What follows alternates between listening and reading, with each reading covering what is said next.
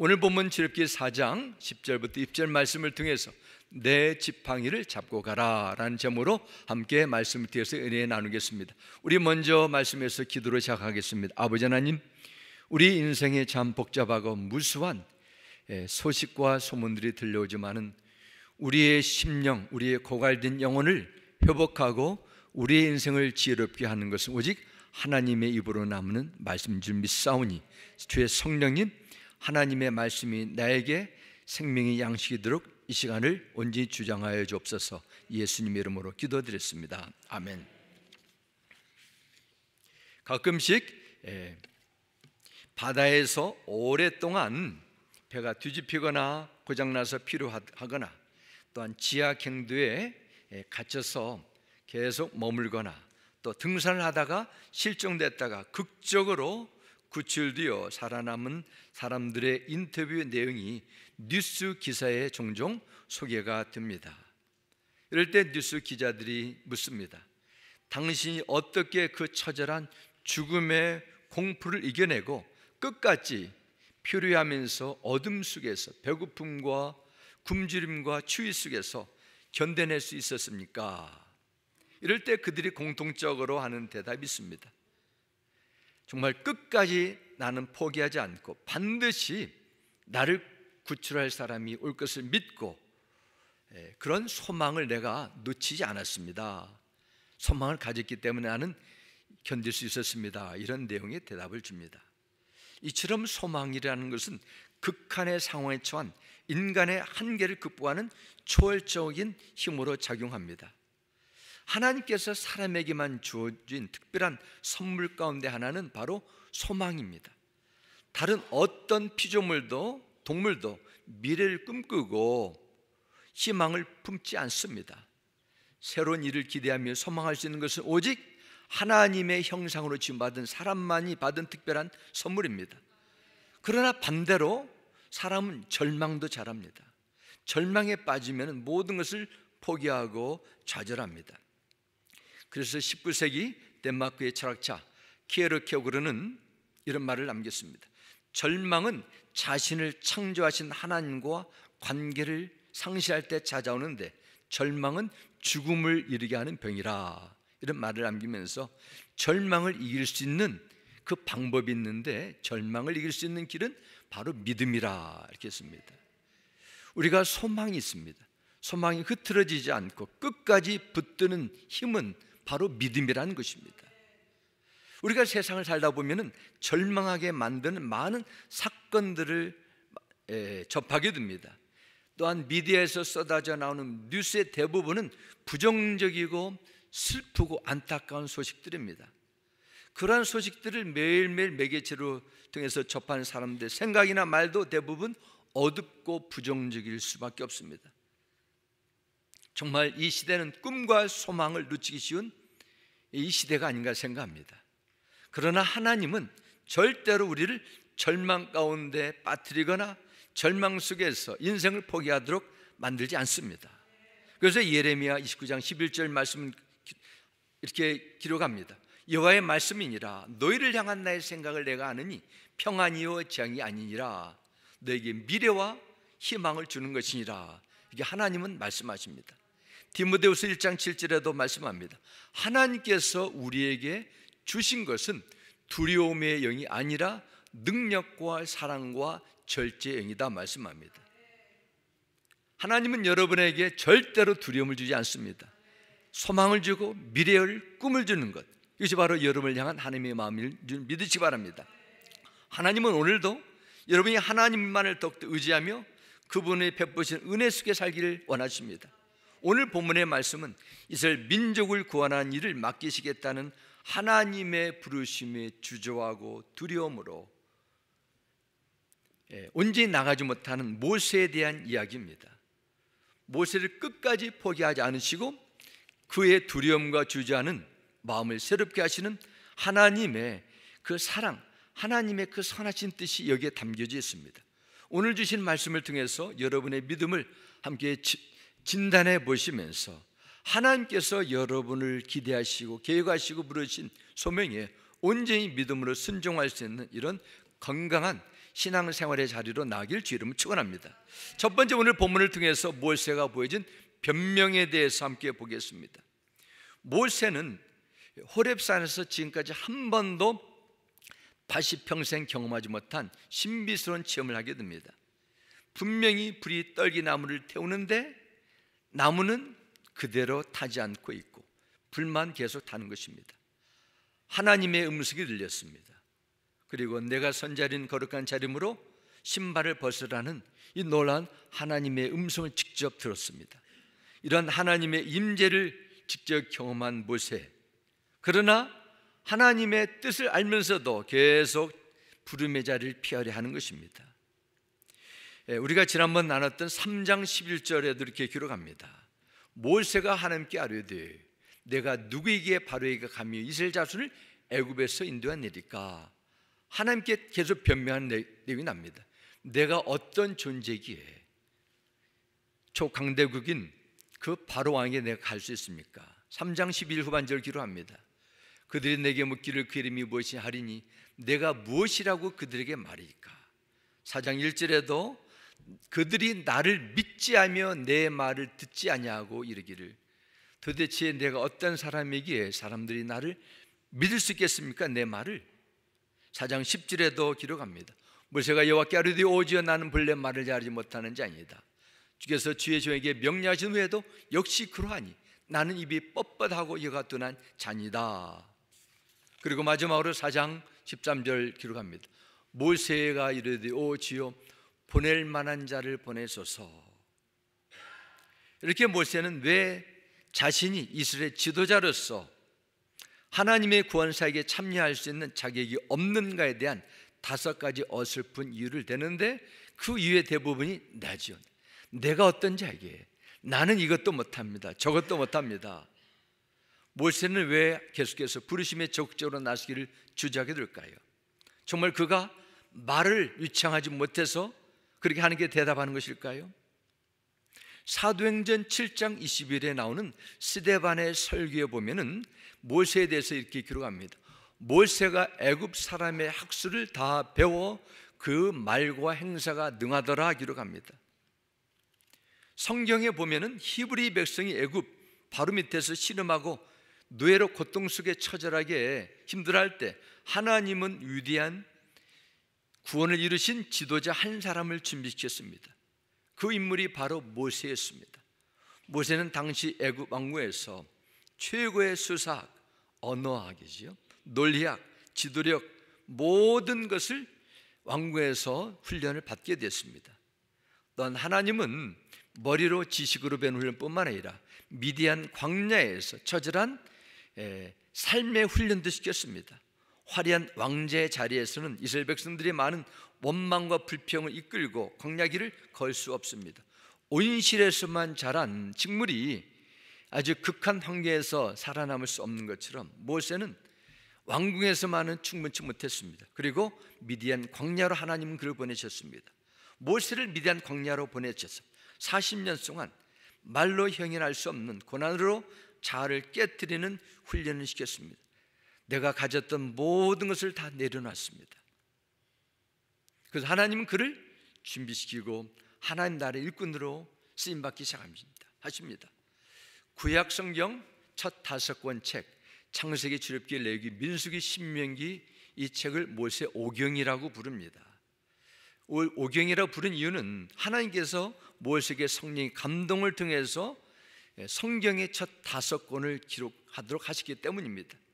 모세는 이처럼 하나님의 특별한 목적과 계속 훈련 가운데 준비시킨 하나님의 일꾼이었습니다. 그럼에도 왜 모세는 내가 누구기에 바로에 가며 동족들이 나를 불신하고 나는 입이 뻣뻣하고 혀가 둔하기 때문에 말을 못한다 계속 하나님 앞에 이렇게 주저하고 두려움에 빠졌을까요? 여러 가지 일을 생각해 볼 수 있습니다. 아마 그의 나이 80이기 때문에 내 나이는 이제 인생의 황금기는 끝났다, 나는 더 이상 할 수 없다, 나는 더 이상 자신감을 잃어버렸다, 아니면 하나님께서 이스라엘 민족을 향한 그 언약, 아브라함을 통해 주신 그 약속을 다 잊어버렸을지 모릅니다. 하지만 무엇보다도 모세는 자신의 마음에 남아있는 쓰라린 기억 때문이었습니다. 40년 전 모세는 그의 나이 40에 애굽 나라의 왕자로 지금보다 훨씬 좋은 조건을 가지고 있었습니다. 그러나 그가 동족 히브리 백성들로부터 엄청난 배신을 당하면서 자신이 가졌던 모든 것을 한꺼번에 다 잃어버렸습니다. 어느 날 모세는 이집트인 노예 감독관이 한 히브리인을 철저하게 때리는 것을 목격하게 됩니다. 무엇인가 그게 잘못한 것도 아닌데 사정없이 때리는 것입니다. 참을 수 없는 분노를 느낀 모세는 이 감독관을 죽이고 광야 물에 파묻었습니다. 다음날 나가보니까 이번에는 같은 동족 히브리인끼리 싸우는 것입니다. 모세는 잘못한 사람의 호통을 치며 꾸짖었습니다. 싸움을 말렸는데 싸움의 가해자가 모세의 책망을 받아들이지 않고 우리 모세를 대들은 것입니다. 이 소식이 바로 왕에게 들려가고 도망쳐야만 됐습니다. 모세는 지금까지 자신이 누렸던 왕자로 당이 받았던 모든 특권 다 빼앗기고 그때부터 40년을 미디안이라는 그 곳에서 양을 치는 목동 생활을 하게 됩니다. 그 전까지는 모세는 나와 같은 핏줄인 동족 히브리는 비록 애굽에서 노예로 살지만 뭔가 다르다는 것을 늘 여겼습니다. 하지만 이제는 히브리인도 애굽인도 다를 것이 없습니다. 노예로 더 시달린다 해서 성품이나 습관에서 마음에서 주의 세력이 앞잡이로 쓰임받을 뿐이에요. 지금 하나님께서 그를 도와주시고 그와 함께 하셨고 모세는 그런 은혜를 받았는데도 그때 40여 년 전이 지난 그때 상처를 떠올리면서 나는 할 수 없습니다. 나의 동족 내가 압니다.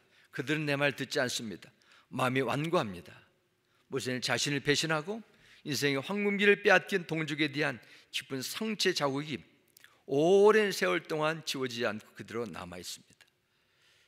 하나님께서 새롭게 쓰시겠다고 계속 말씀하시고 기적을 보여주시는데도 모세의 마음은 여전히 불신앙의 벽으로 세워져 있습니다. 이걸 보면은 과거의 어두운 개인적인 경험이 하나님께서 부르시는 현재와 미래를 향한 그 약속을 보지 못하게 하는 이유가 있다는 것을 알게 됩니다. 우리 모두는 자아상을 가지고 있어요. 그러나 이것은 완전한 내가 보는 내면의 모습이 아닙니다.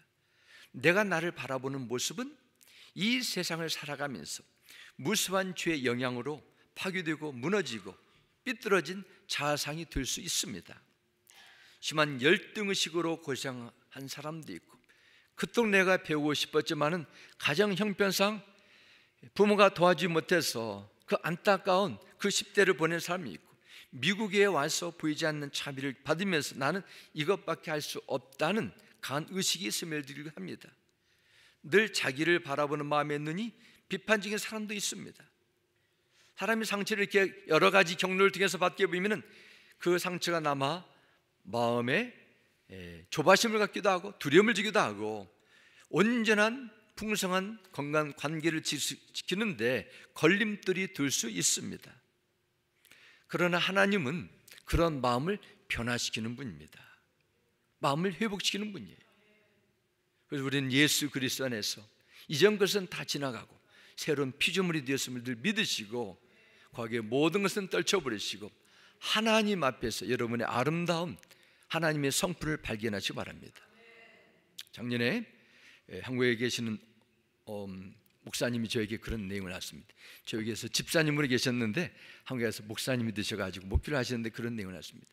한 잘 알던 교회에서 몇 년 동안 교회 안에 있는 내 분규로 인해 가지고 정말 그리스도인에서 볼 수 없는 너무도 안타까운 일들을 교회 안에 보면서 너무도 힘들었는데 놀라운 것은 하나님께서 어느 날 그 모든 기억을 완전히 지워주시고 나에게 새로운 마음을 주셔서 내가 이제 주의 길을 걷게 됐다. 그런 짧은 간증을 저에게 개인적으로 지내준 것을 들으면서 하나님은 아무리 고통스럽고 내가 받은 힘든 그 과거의 경험 기억이라도 지워줄 수 있는 놀라운 능력이 하나님이 주시는구나를 다시 한번 깨달았습니다. 여러분의 마음과 생각이 하나님의 말씀을 새로워지는 은혜를 입어서 하나님께서 여러분을 향한 계획과 목적을 더 선명하게 바라볼 수 있게 되기를 주의 이름으로 축복합니다. 그러면 하나님은 어떻게 모세를 바로 세울까요? 하나님의 해결 방법을 보겠습니다. 첫 번째는 하나님께서 두려움에 빠진 모세에게 하나님에 대한 바른 시각을 회복시켜 주십니다. 하나님께서는 먼저 모세로 하여금 하나님 앞에서 자신의 모습을 보여주셨습니다. 모세가 자신은 말을 잘못한다고 대답했을 때 하나님은 먼저 그에게 유창한 언어를 구사할 수 있는 능력을 주시지 않으셨습니다. 대신에 그의 왜곡된 마음을 바로 세워주셨어요. 11절 말씀 보겠습니다. 여호와께서 그에게 이르시되 누가 사람의 입을 지었느냐? 누가 말 못하는 자나 못 듣는 자나 눈 밝은 자나 맹인이 되게 했느냐? 나 여호와가 아니냐 말씀합니다. 내가 모든 사람들 다 그렇게 만들었는데 왜 너는 다른 핑계를 하느냐 이 뜻입니다. 다른 사람 이유 대지 말고 지금 네가 가진 그 상태 그대로, 입이 뻣뻣하고 말을 제대로 하지 못한다 할지라도 그대로 나가서 내가 시키는 대로 말을 하면 된다 이 뜻입니다. 참으로 놀라운 말씀입니다. 말을 하지 못하거나 맹이 눈 밝은 자나 맹이 되게 하였느냐, 다 하나님께서 지으셨다는 것입니다. 하나님 보시기에 완전한 사람은 이 세상에 존재할까요? 없습니다. 한 사람도 없습니다. 의인은 없나니 하나도 없다고 로마서에 말씀합니다. 한 사람도 하나님 앞에 온전한 자는 없습니다. 어느 한 부분이 부족하든지 어려움이 있습니다. 놀라운 사실은 이 세상의 사람들은 다른 사람의 부족한 신체 한 부분을 보고 그 사람의 능력을, 그 사람을 평가합니다. 예를 들면 농아인은 말을 할 수 없을 뿐이지 다른 99% 모든 신체 부분은 다 정상적입니다. 들을 수 없는 청각 장애인도 귀를 제외한 몸의 다른 부분은 다 온전해요. 이걸 보면 사람들의 편견이 얼마나 잘못되었는가를 알게 됩니다.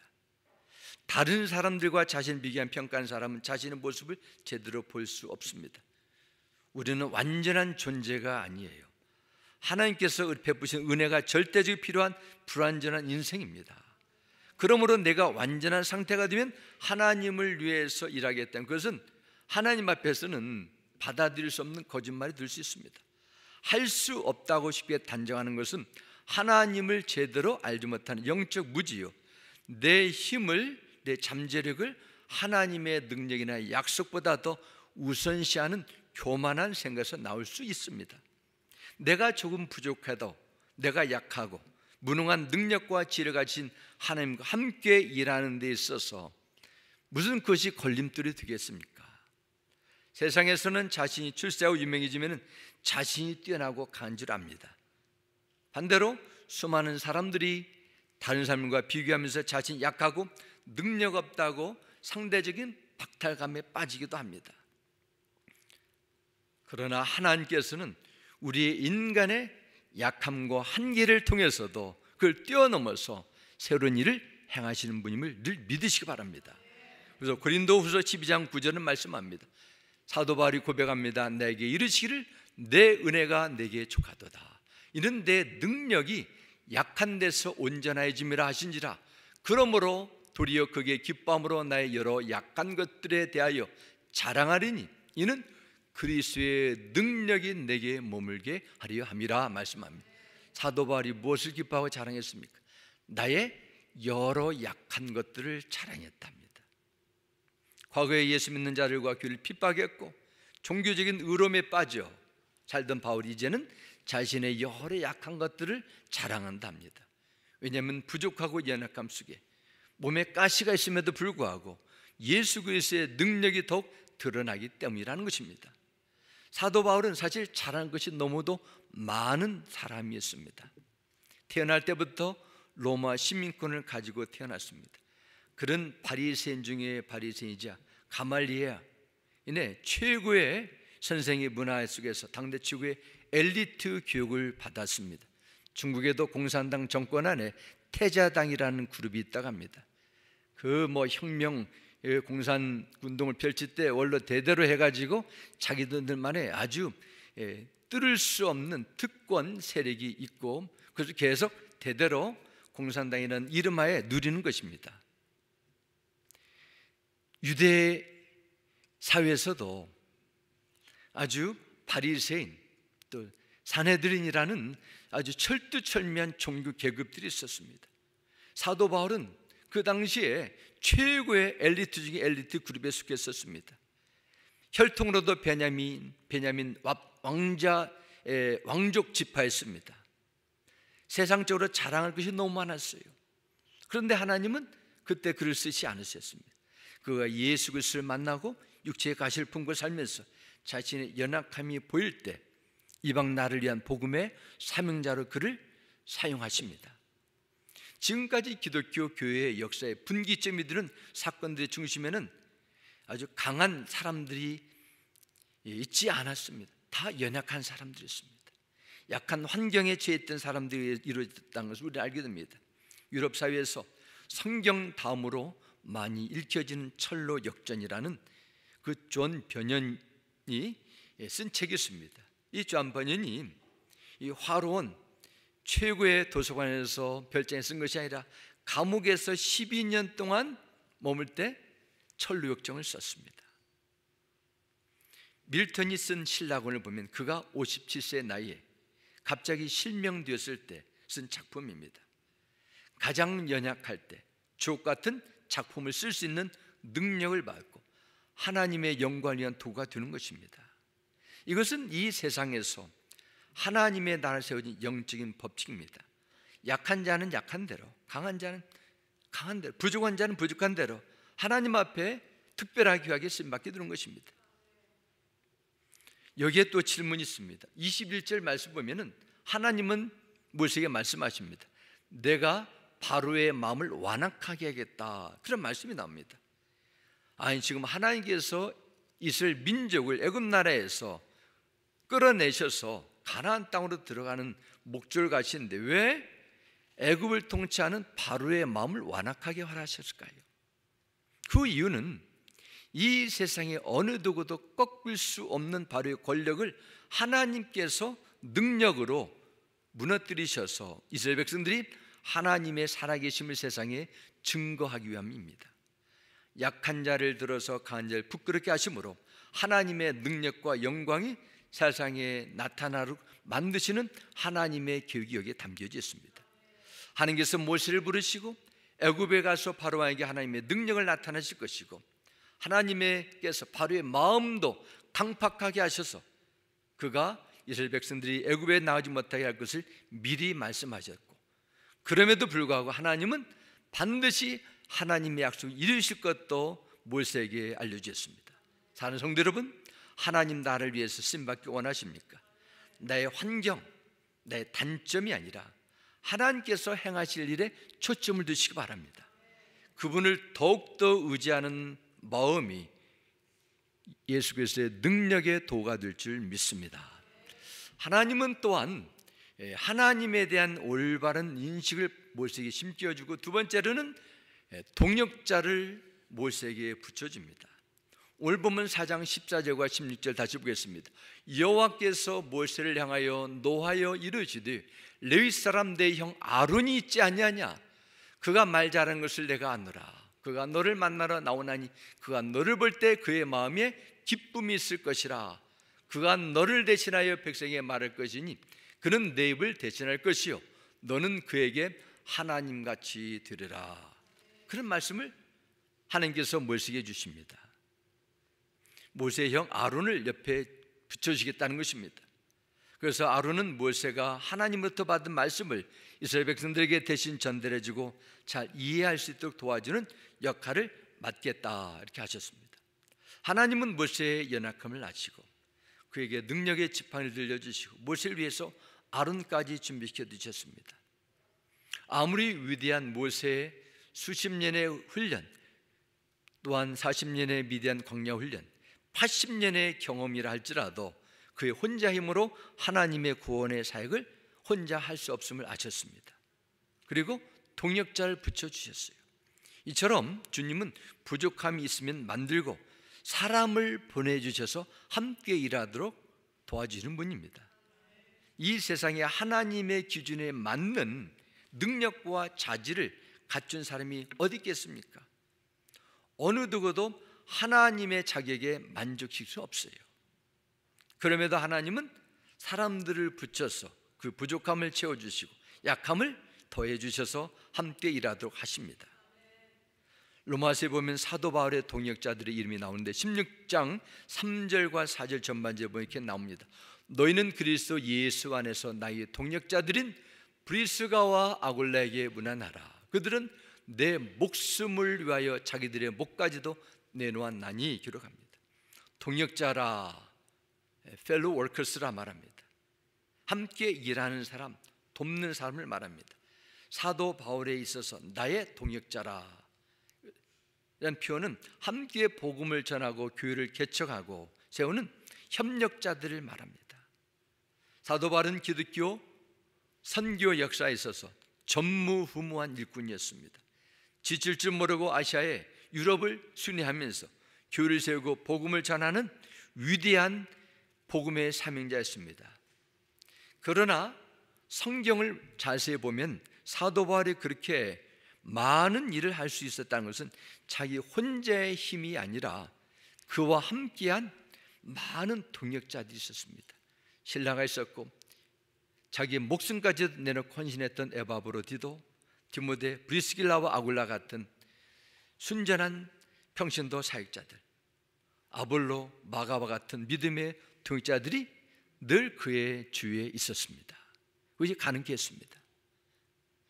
그래서 하나님은 모세를 보시고 네 혼자 힘으로 할 수 없다면 내가 준비한 내 형 동역자 아론을 보내서 내 입이 되겠다 말씀하셨습니다. 그리고 모세는 어떤 결정을 하게 됩니까? 20절 말씀 보겠습니다. 모세가 그의 아내와 아들들을 나귀에 내우고 애굽으로 돌아가는데 모세가 하나님의 지팡이를 손에 잡았더라 말씀합니다. 애굽은 자신의 기억에서조차 지워버리고 싶고 자신의 인생에서 너무 큰 고통과 배신감을 안겨준 땅처럼 보였습니다. 그러나 그곳은 하나님께서 예비해 두신 부르심이 있는 자리였기 때문에 하나님께서 부르신 그 자리에 주저하지 않고 이제는 온 식구들을 데리고 애굽으로 돌아간다 성경 말씀합니다. 그리고 하나님께서 말씀하셨습니다. 내 손에 든 지팡이가 능력의 지팡이가 되겠다 말씀합니다. 모세는 자신에게 주신 하나님의 약속을 믿었기 때문에 그의 손에 잡힌 지팡이가 몸을 지탱하는 단순한 나무 지팡이가 아니라 하나님의 함께하는 능력의 지팡이가 된 것입니다. 사랑하는 성도 여러분, 예상치 못한 어려움, 두려운 생각이 찾아올 때 여러분을 지탱해 주는 것이 무엇입니까? 모세가 붙들어 주었던 지팡이처럼 무엇이 또 여러분을 하여금 하루하루를 감당할 수 있는 힘이 되고 있습니까? 아니면 하나님의 지팡이 대신 하나님께서 붙들라고 하신 지팡이 대신 세상에 지푸라기를 지팡이처럼 붙들고 있지 않습니까? 시편 23편 1절에서 다윗은 이렇게 고백합니다. 여호와는 나의 목자시니 내게 부족함이 없으리로다. 다윗은 하나님께서 그의 목자가 되어주시기 때문에 부족함이 없다고 말합니다. 더 나아가서 다윗은 4절에 이렇게 고백합니다. 내가 사망의 음침한 골짜기로 다닐지라도 해를 두려워하지 않을 것은 주께서 나와 함께 하심이라. 주의 지팡이와 막대기가 나를 안위하시나이다 말합니다. 여기서 주목할 단어는 주의 지팡이와 막대기가 나를 안위하시나이다 말합니다. 안위한다는 말은 comfort, 위로한다는 뜻입니다. 때로는 세상이 더 커 보이고 사람이나 원수의 공격이 더 강해 보이고 숨이 막힐 것 같은 어려운 순간도 있었겠지만 다윗은 그때마다 주의 지팡이와 막대기가 자신을 위로함을 믿었고 그 믿음이 그를 지켜주었던 것입니다. 주님은 여러분의 목자가 되어주셔서 주의 지팡이와 막대기로 우리를 지켜주시고 말씀으로 성령님으로 함께해서 이루어짐을 믿으시기 바랍니다. 사랑하는 성도 여러분, 여러분이 늘 함께하시고 위로하시는 예수님은 어제나 오늘이나 영원토록 동일하심을 믿으시기 바랍니다. 그분은 영원한 생명을 위해서 자기 목숨을 내버리기까지 사랑하신 분입니다. 예수님께서 요한복음 16장 30절에 말씀하셨습니다. 세상에서 너희가 환난을 당하나 담대하라, 내가 세상을 이겼노라 하셨습니다. 세상을 이기신 예수님께서 여러분과 함께 하신다면 여러분은 세상의 어떤 역경과 도전도 넉넉히 이겨낼 줄 믿습니다. 그러면 우리는 세상이 주는 두려움을 받아들이면 안 됩니다. 다윗처럼 그 힘들고 어려운 순간에도 어떤 상황에서도 우리와 함께 하시는 예수님만 바라보며 위에서 부르신 표대를 향하여 순종하셔야 돼요. 하나님의 나라 일들이 하나님의 영광을 위한 구별된 사역들이 더디게 되고 느려지게 되고 포기할 수밖에 없는 것은 하나님의 손이 짧아서도 아니에요. 하나님의 지팡이가 능력이 손상돼서도 아닙니다. 능력 있는 사람이 없는 것도 아니에요. 맡겨진 일이 어려워서도 아니에요. 주님의 부르심에 하나님의 지팡이를 붙들고 온전히 순종하는 사람이 없기 때문입니다. 지난주에 미국에 그런 뉴스가 나왔습니다. 미국에 일할 수 있는 많은 건강한 남자들 가운데 700만 명이 일을 하지 않고 가만히 있다. 그런 안타까운 내용이 있습니다. 물론 여러 가지 은퇴를 하시고 여러 가지 개인적인 상황에 의해서 일할 수 없는 그런 사람들 많이 있습니다. 그러나 당연히 일을 할 수 있는데도 가만히 있는 자들이 700만 명이 된다는 것이 얼마나 웨이스풀합니까? 이 자리에 모이신 여러분 모두가 연약함을 아시면서도 하나님은 여러분을 하나님 나라의 사명자로 부르셨음을 믿으시기 바랍니다. 이걸 믿으신다면 여러분의 기도가 달라져야 돼요. 기도를 더 하셔야 됩니다. 붙이셔야 돼요. 주님, 남겨진 인생 속에서 영원한 가치를 위해서, 하나님의 영광과 그분의 나라를 위해서, 영원 구원 사역을 위해서 주님, 나를 의의 병기로 쓰임받게 하여 주시옵소서. 내 영적인 안일함, 두려움, 편견, 내 육적인 세상 속에서 배워나온 그런 잘못된 습관에서 벗어나 하나님 앞에 나를 쓰게 해 주옵소서. 이런 기도가 나올 줄 믿습니다. 왜 하나님은 불완전한 사람을 부르신 것입니까? 그것은 하나님 나라에서는, 하나님 나라의 조건은 나의 잠재력 실력이 아니라 그분의 공급하시는 능력과 은혜에 있기 때문에 그렇습니다. 하나님과께서 함께 하시는데 세상의 일들이 무슨 걸림돌이 되겠습니까? 미국 속담에 경기 중에는 점수를 말하지 말라는 말이 있습니다. 중간에 판단하지 말라는 것이죠. 여러분, 지금 직면하는 상황을 보고 너무 조급하게 판단하시면 안 돼요. 하나님의 사람들은 순간순간의 전투에서도 실패할 수도 있어요. 그러나 반드시 궁극적인 전쟁에서는 승리하게 되어 있습니다. 그는 바로 하나님의 약속대로 주께서 함께 하시기 때문입니다. 여러분이 겪었던 과거의 실패, 고통, 상처, 이 모든 것은 하나님께서 모세처럼 사용하시는 과정이 됨을 믿으시고, 지난 4월 동안 나를 어떻게 하나님은 준비시켰나, 훈련시킨 나를 거기에 초점을 두시기 바랍니다. 나는 할 수 없다, 나는 너무 늦었다 스스로 포기하고 나중에 미루는 것은 하나님께서 베푸신 오늘의 은혜의 때를 스스로 포기하는 것입니다. 그러므로 주님께서 여러분 손에 어떤 지팡이를 붙들어 주셨는지 살펴보시고 잠든 믿음의 결단과 순종으로 나가시기 바랍니다. 넓고 편안한 길이 아니라 좁고 협착한 길을 선택하시기 바랍니다. 성령께서 여러분과 반드시 함께 하실 것입니다. 바라기는 하나님께서 나를 부르시고 계심을 늘 기억하시고 믿음의 결단을 통해서 부르심의 자리에 있다면 주님, 내가 여기 있사오니 나를 사용하여 주옵소서. 이러한 믿음의 순종의 신앙의 삶이 앞으로에 주어진 하반기 6개월의 삶에 이루어지기를 주 예수 이름으로 간절히 축원합니다. 우리 함께 기도하겠습니다. 아버지 하나님, 하나님의 은혜 입어서 금년에 주어진 6개월을 잘 마치게 해주고 이제는 아버지 하나님 한 해의 하반기로 접어들었습니다. 지난 6개월에 나는 하나님 앞에 얼마나 신실했습니까? 하나님 앞에 충성된 청지기였습니까? 영원한 것을 위해서 나는 얼마나 투자를 했습니까? 다윗, 그가 사망의 음침한 골짜기를 걷는다 할지라도 그는 주께서 함께 하심을 믿었습니다. 주의 지팡이와 막대가 그를 위로하심 속에서 3일 감당했습니다. 하나님께서 모세의 연약한 그 노년의 모세에게 하나님의 지팡이를 붙들어 주시고 애굽이라는 힘들고 어려운 사명의 자리로 불러주셨습니다. 우리에게도 가정과 세상과 주의 몸된 제단에 사명의 자리가 있습니다. 우리의 두려움이 있습니까? 미련이 있습니까? 욕심이 있습니까? 우리의 마음과 생각 속에서 지워주시고 하나님의 뜻을, 하나님의 꿈을 볼 수 있는 그런 은혜를 내려 주옵소서. 예수님의 이름으로 기도드렸습니다. 아멘.